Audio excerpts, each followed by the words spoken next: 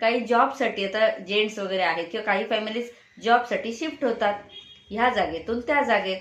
आता त्या जागेतलं फूड तुम्ही जिथे जन्मला त्या जागेशी तुमचं डायजेशन कनेक्टेड असतं. म्हणजे तिथलं लोकल फूड तुम्हाला इझिली डायजेस्ट होतं.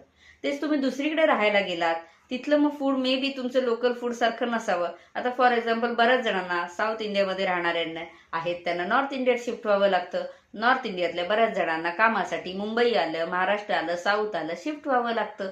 मग आता त्यांचं डायजेशन वेगळं आहे. मोस्टली नॉर्थ साईडला गव्हाचे बनलेले पदार्थ जास्ती चालतात कारण तिथे पिकतं ते.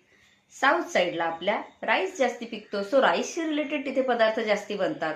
त्यामुळे ते त्यांना इझिली पचतं. त्यांचं पोट त्यासाठी व्यवस्थित बनलेलं आहे. गहू पचण्यासाठी नॉर्थ साईडवाल्यांचं पोट व्यवस्थित बनलेलं आहे. मग त्यामुळे तुमचं फूड चेंज झालं तरी सुद्धा तुमचे ॲक्ने, पिंपल्सला कारणीभूत होऊ शकतात.